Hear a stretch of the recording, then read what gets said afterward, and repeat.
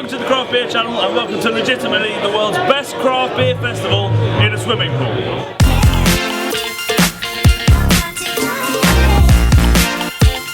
I'm here at the independent Manchester Beer Convention, or Indy Man Beer Con as everyone else knows it. It's a who's who and a what's what of the UK craft beer industry. Hey look, it's there for all the monk. Hi. And it just happens to be held in a Victorian swimming bath.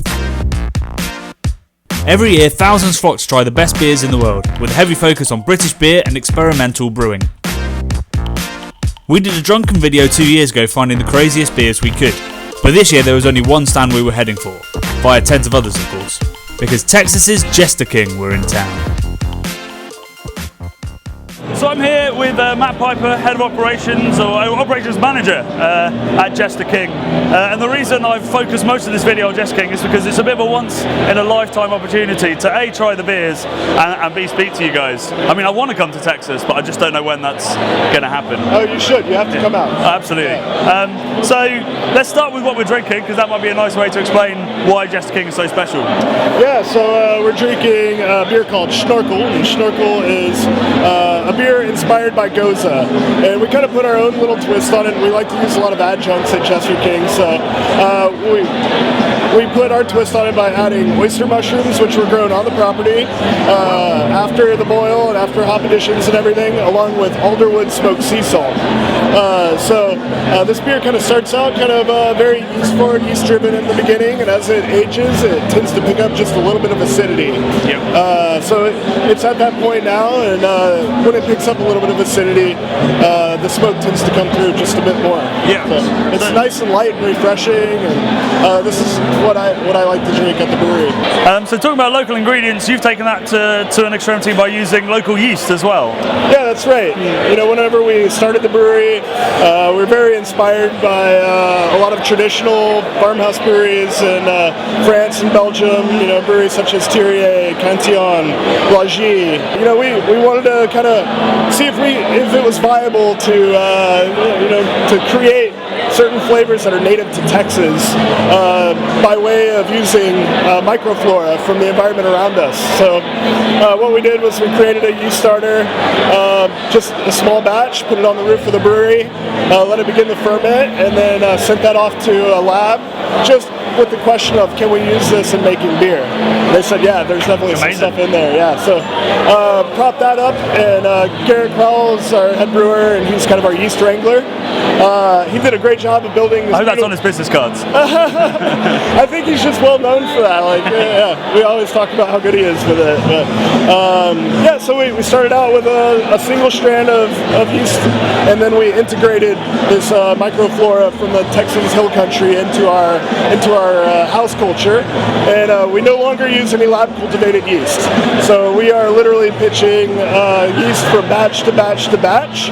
So our mixed culture, which there's a lot of things in it, multiple strands of brewer's yeast, as well as multiple strands of Brettanomyces.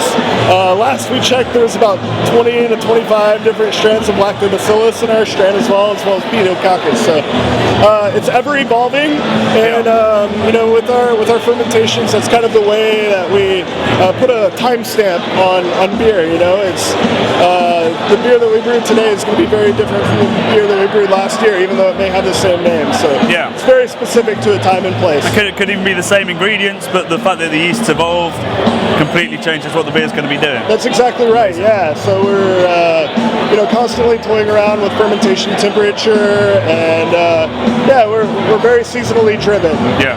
A lot of people ask us, you know, what's your seasonal beer? Well, for us, all of them. They all are. Yeah.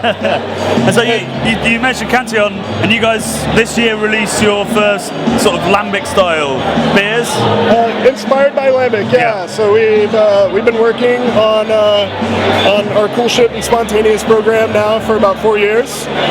This year it will finally come to fruition the long game for us. Yeah. So kind of going back to building up that mixed culture in the beginning, we knew that there was some cool microflora in the air that we could use, and that spontaneous beer production would be viable for us. So Michael is one of our owners, designed just a very simple 20-barrel Cool Ship, and and we would move it around. But we produce this very kind of old world traditional style turbid mash. Yep. We mash for 4 hours, boil for 4 hours. Yeah, after that we knock out into a cool ship.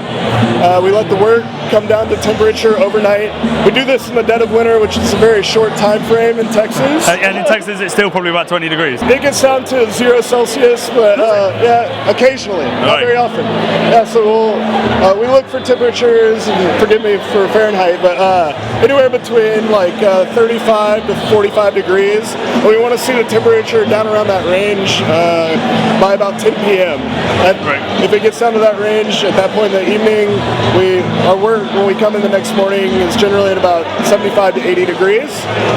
We don't pitch any yeast whatsoever, and we've brought in many 400 and 500 liter puncheons from France, and we transfer the wort directly into oak. You got some fruit fermentations going, like creeks or framboise, as well as gurs going? We would never call them that, but we do make some. You're being very careful about that. Yeah, we do. We want to pay respect to the traditional lambic brewers, and those beers are very specific to a region of the world, and we don't live in that region of the world. So I think it's very important to call it something else, but make people aware that it is a spontaneously fermented beer. It's a mixed culture beer. We didn't pitch yeast. It was very time consuming to make this beer. And, we were inspired by what these traditional brewers did and do today, but we would never call it that. But so what are you calling it? We're not sure yet, actually. Right. Yeah. Any thoughts? Just drop a message to us down in the comments below. We'll pass it on. So around the brewery we just call it spontaneous, right. And that's exactly what it is. And so this year we've done 5 blends inspired by goose, along with a couple of fruited blends as well. So we've in the past done fruit re-fermentations with some of our barrel-aged beers, and I think we've been successful at it. Yeah. We had the raspberry beer yesterday that was delicious, so deeply flavoured as well. Atrial ribosite, yes. Yeah, thank you. Yeah, so we thought that we would utilize some of these cool fruits that we've been using for a while in some of our spontaneous beer. So yeah, inspired by creek, inspired by framboise, but yeah, would never call it that. No. Yeah.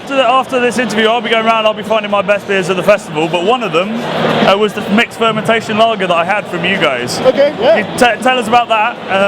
Yeah, so we did it. We love a brewery in Brussels called De La Seine, and they make a beer called Terraspolba. Yeah. And we wanted to kind of replicate some of the flavors that Yvonne is creating in that beer. And there's a brewery in Austin called Live Oak Brewing Company.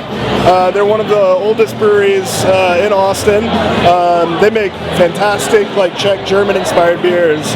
One of which is called Live Oak Pils. Right. So they do a very traditional kind of decoction mash on their pills. So we thought, yeah, this would be like the perfect beer for creating some of those nuances and freshness that you experience in Terraspolba. So yeah, they brew the wort, put it into a box truck, truck it across town, and then we transfer it into our stainless steel tanks and ferment it with our house culture of wild yeast and bacteria. So they made like a step mash lager, didn't ferment it, sent it to you, and you guys have. Yeah. I mean, it's absolutely delicious. Like, it still smelled like a Pils, like a proper Bohemian Pilsner, but then so much dryness, a little bit of Brett in there. Yeah. It was a brilliant beer. Absolutely loved it. It's a little bit funky, but still light and refreshing. Yeah. And I think after you've tried a few sour beers, it's kind of a palate cleanser and it works very well. And after the Imperial Stouts I've had, it was a revelation as well. I think if we didn't sell a drop of it, we would still brew it just so we could drink it. You know? Yeah, it's your house beer now. Yeah. Awesome. Well, absolute pleasure to meet you. Thank you so much for taking the time out. Oh yeah, no worries. And guys, if you're lucky enough to get Jester King where you are, please drink it all, because I'd hate you if you didn't. Cheers. Thank you for